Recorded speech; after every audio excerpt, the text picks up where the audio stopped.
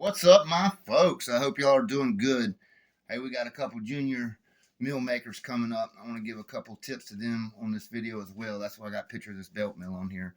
Um, but before we do that, I've had a lot of questions about blood count, what the red blood count should be on the dogs. Look, 50% is perfect. Okay.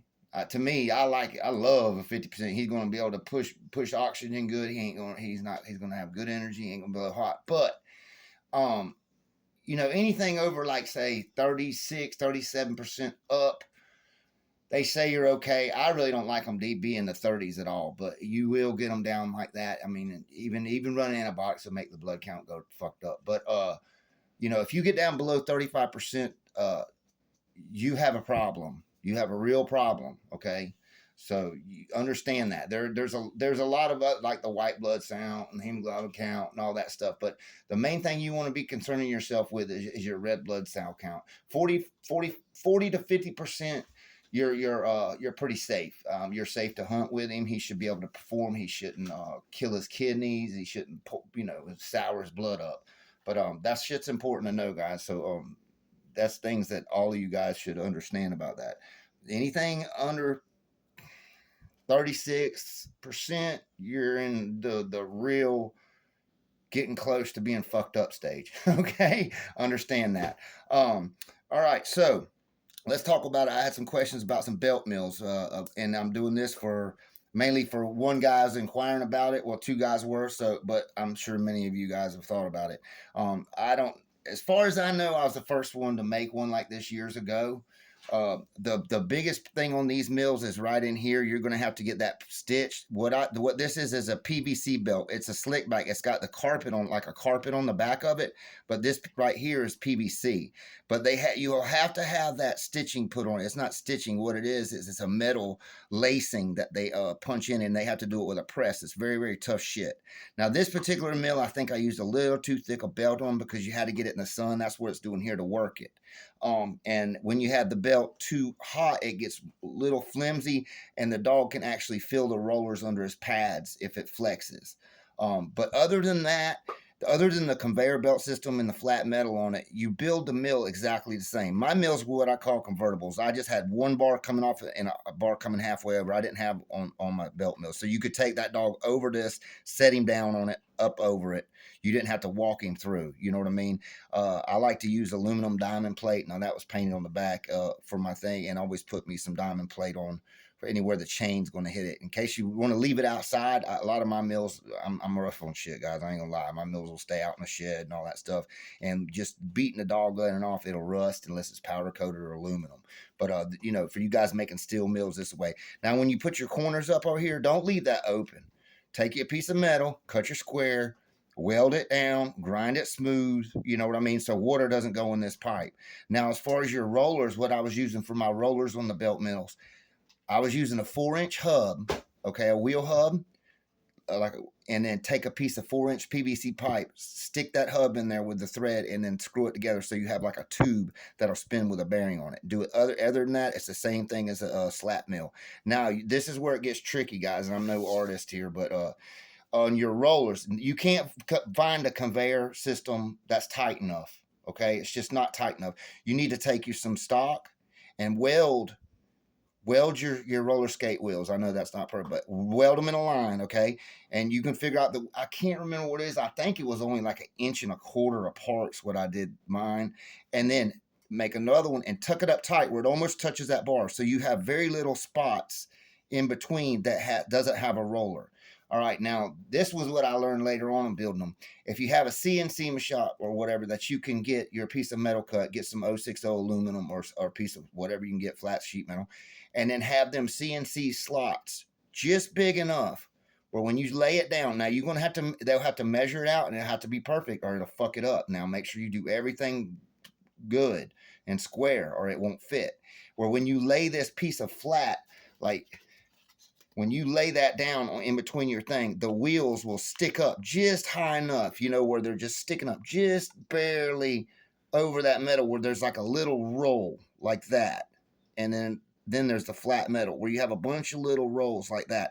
That way the belt if it goes down and gets it hits this, it slides good on that metal.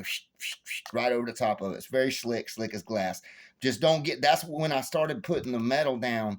I didn't have to use such a thick belt, and then they really can move them, man. They can really move them. And the difference, like what the difference is, it's not near, it's as smooth as a slat mill once you get them broke in. Now, the belt mill is always harder to break in than the slat mill because the belt mill has a 15-inch wide PVC belt, whereas most of your slat mills have a little 2-inch wide on each side. So you're only breaking in 4 inches of PVC on your slat mill, and you got the weight of the slats to pull it. This doesn't. The dog's working it the whole time, but once it gets broken and going, it will not fuck his feet up.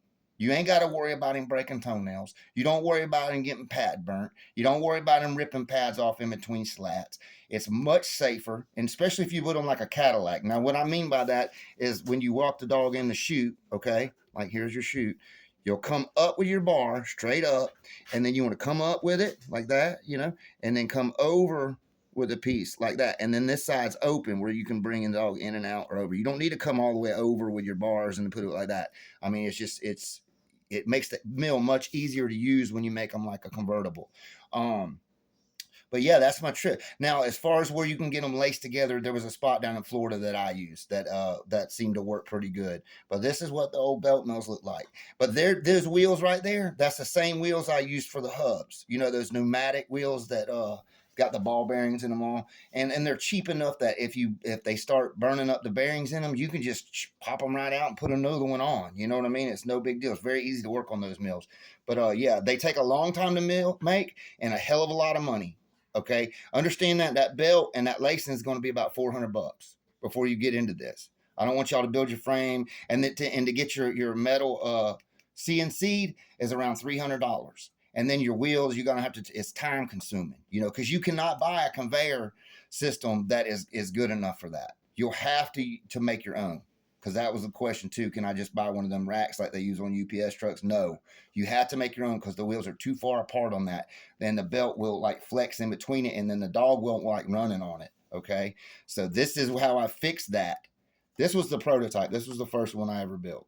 Okay, but once I fixed it with this, man, they're Cadillac now. I'm telling you, I wish I had the money to build me another one, but I could, but I don't have the shop here, you know.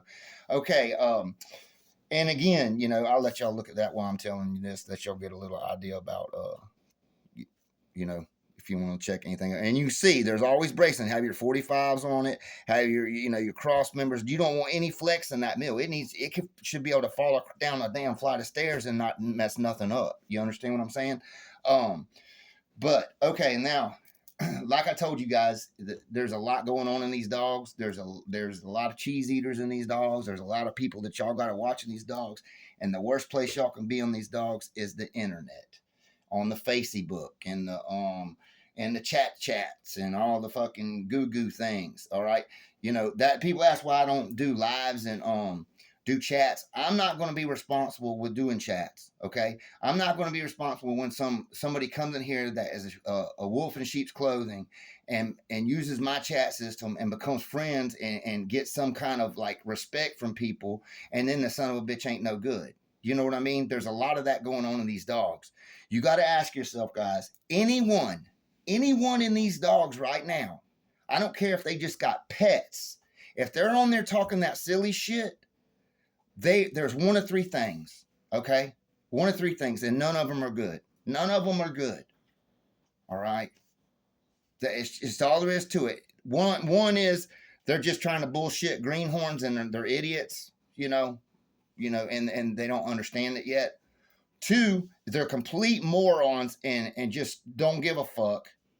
Or three, they have immunity. Do you understand what immunity is? They won't get in trouble. That's their job. They're either a confidential informant, a confidential paid informant, a rat getting himself out of some trouble, or they're the actual law enforcement trying to entrap people and fish people out. All right, anyone talking this silly shit, that's one of three things. That's all there is to it.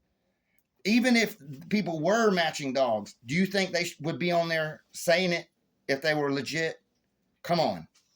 You guys, use your fucking heads. These guys are going to entrap people. All you got to do is say something now, And it's not, they don't have to prove you did it. You have to prove you didn't do it. You understand? You guys got to understand that. I hear a lot of stuff, people coming back with this guy that said, I guess people dropping my name, talking shit about me. Well, I don't give a fuck. I got too much to deal with on my own to deal with like Facebook fools, you know? Because it's one of three things. Either a fool, just a complete fool, or a peddler that just doesn't give a fuck, or they got immunity. And most of them, if they're really loud and proud about it, and they have dogs, and they're titling, putting like, oh, I got a 2-time winner, or a champion, or this or that, or even fucking PORROM. All them fucking titles are stupid as fuck to put on. And anybody that would do that, it makes me really question their integrity. And another thing is just about integrity. Anyone that will go on a forum or a computer or someone and talk trash about someone they don't know, they never met, they don't have any, never seen dogs off their yard, nothing like that, and they go and start talking shit about people's dogs they don't know and lying and say, oh, that dogs are curs, or my dogs are the best in the world. No, they're either, like I said, okay, it's a very low character person to act like that. Very, very, very fucking low character person. That's like the shit that's on your shoe low kind of person. All right. So understand that. And now let's talk about pedigrees. Okay. And now I'm not big on showing pedigrees, but I've had a lot of emails about like that frozen semen that we're fixing to do. And that breeding, that pup, we're only selling one pup off of that. And that pup was sold within 30 minutes after I dropped that video to a buddy of mine, Jay's Integrity. He's got some of my stuff now. He's been in dogs coon's age. I mean, he's older than I am. He knows good dogs, and that's the kind of dog, man, I want to get this pup. Okay, somebody that really understand what he's getting, not just somebody that's got money to spend and wants to have pretty papers, but somebody that actually has a program to use the fucking dog in. But anyway, let's talk about that, because there's always like, people will see something in a pedigree and say, oh, that's this dog, or that's that dog, or that's an XYZ dog, or ABC dog. That's not how this shit really is, guys. Let me explain something to you. All right, just like this dog we're breeding, and we're calling it's S&S's Blackjack, all right? Blackjack is off of War Dog's Dawn Q, and a Joe Tan's Hunter bitch. All right, the Dawn Q dog is off the Gaines Fargo. Okay, to War Dog's Turtle Girl. This Turtle Girl is where you start getting in your real deep turtle buster. I'm not even going to talk about Fargo because everyone will say conspiracy theories and all this. But when you hear it from the mayor's mouth, the motherfucker that actually pulled the dog out the sack, raised the dog, and all that shit, tell you something, you kind of fucking listen. So, but you can't tell idiots nothing. But it's still the same family, same yard. So this is right where you really get into your good stuff, though. Okay, and you are welcome to look. This is how it's wrote down on the ADBA papers and all. You're welcome to search this dog, and look at some of the offsprings, okay, and some of the breedings that went through this. You know what I mean? And you make up your own mind. But all right. So you got this would be what I consider a turtle buster dog, right here, because you got Turtle Girl, which is off of Turtle Buster, and Tiger Girl is off of Turtle Buster as well. So that's a double bred Turtle Buster dog. And we'll just say, for the sake of things, that Turtle Buster was bred to Old Whitey that actually made Fargo. It wasn't a different breeding and all that stuff. But okay. This dog even here, if what I'm thinking, this would be a good 50% Turtle Buster dog. Okay. And then you bred back into the Reed's Gambler. This is a double bred gambler dog. All right. It's off of Reed's Gambler back to a bitch off of Reed's Gambler. And then, and then you got this stuff right down here, which is coming in. And the top side of this, I believe, is more Turtle Buster blood back to a lot of old Hunter and Carter's, that Carter stuff. But it's good shit. And it's a lot of art blood and all Kingfish stuff. So you got a real nice old school selection that's bringing it up real close. Still, a lot of people say, "Oh, that's a Turtle Buster dog."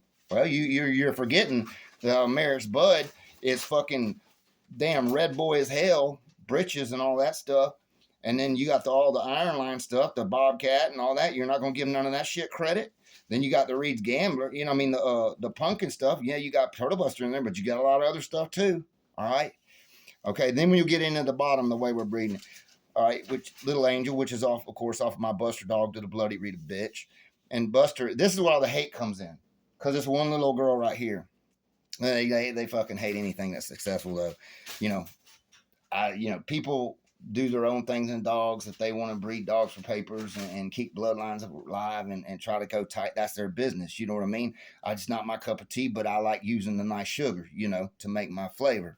But like the Skeletor and the Half Pint, which came straight off of fucking Gaines and Keaton's yard. It ain't like she bred these dogs and they're all pieces of shit because she bred them. I mean, the people that are talking shit will suck Gaines's dick right out of the fucking grave, but don't want to say, hey, man, that's fucking Gaines' dog. You know what I mean? They don't want to say that. They just want to talk shit because they can't. It's the internet, and dumbasses that don't know no better will listen to them. But this is a Turtle Buster dog. All right, when you get back into these dogs and you start looking, there's very little other stuff, but it's still not a pure.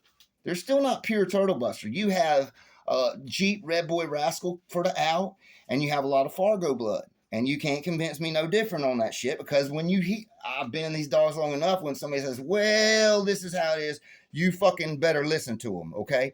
So you got the Turtle Buster here, the Turtle Buster here, the Gambler here, which has a Turtle Buster in it, but it's a lot of the old Iron Line shit. Then we went out right here with the Bloody Rita bitch, which is actually off of Walker, which Peds Online shows it W.E. Walker, but my papers say Garner's Walker, is a Garner dog. So no matter if you don't like W.E., you can't say, oh, them dogs, piece of shit, because Garner bred the dog. It's double bred Dynamite dog. You understand what I'm saying? All right? Just like this dog was bred, I consider, to a lot of bitches. He's a good producer, and he was bred to a lot of bitches. But to be honest with you, this is how the game has went now. Everyone, I am the only one, me and Jeff was the only one that bred this dog on his merits, not his papers. His merits. We bred this dog to Velvet because Velvet was throwing very fast, highly skilled dogs, okay? A lot of ability, very fast, very speed. This dog was a methodical, slow, very strong dog. That's it. He wasn't the ace of aces like people were led to believe, but he was bred to produce. He was a double bred dog back to the same shit that he was out of. He is what he is. But as far as how he performed, I bred him on his merit because he had I'd say a very nice mouth. He had very good power, and he was still We hunted him, and he was still running down the power line with his ass kicking down, so hot, falling down. He'll still hunt, and still, I said, he's as game as they're going to get without killing him. And that's why we bred him to her.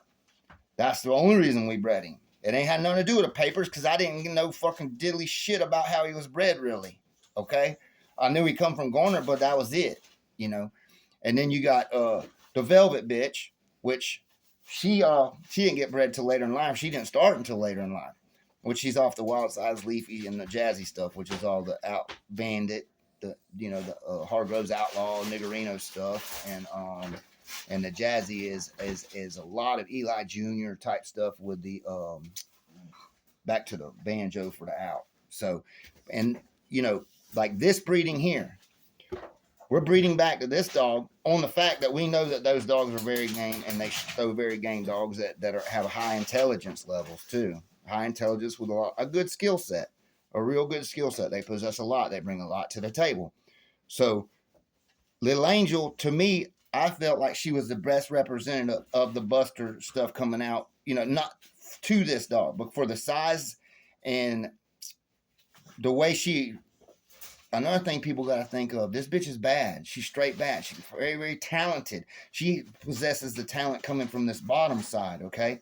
And the hard-headed stubbornness, I'm not going to quit fucking grabbing that pig from the Buster side, which they do the same thing. All that shit does. But there's something about a real good old-school hard-nosed game dog that you just got to love. You know what I mean? But I'll also love a lot of talent, and this bitch has a lot of talent. She moves like a cat. She's fast. Nothing can. When she's going through the woods, she's slipping through there, and she's going where she wants to go, and she's just an excellent little dog. And the blackjack dog is a very, very good representative of the Don Q dog. Now he's got the pictures of the breeding of all this shit. So this is in DNA and all this. This is not a fucking just some shot in the dark from some jackleg that we're doing that he's froze a German Shepherd and trying to bullshit people. This is exactly how they are, and you can't get. As far as I know, it's one of them situations that we know the dogs are real deep game. They're nice dogs, and if you want to bring that blood up closer anymore, you got to do stuff like that. I've heard what people are saying, oh, frozen, breed live dogs. Man, they are not all going to be able to. If you're breeding your dogs that many times, you're breeding to anything, because to selectively breed, it's hard to have a great male that has all these traits and bred the way you want and getting bred the way you want, unless you've already got your great bitches that you want to steady him to. You know what I'm saying? Or you're just letting him, open him for stud, letting him stick anything. A lot of these guys will have a great dog, or a dog that they really care about and really like the way he's doing. It's smart. This dog's been on ice since the 90s. You know what I'm saying? It's smart. Put him on ice. Put the motherfucker on ice, and in 30 years, when you say, man, I'd love to have some of that stuff back, you got it. Don't be silly, guys. This is chess, not checkers. It's not about what you can grab now. It's what you can go to later as well. All right, folks. Y'all take care. Y'all keep on bulldogging, and y'all stay safe.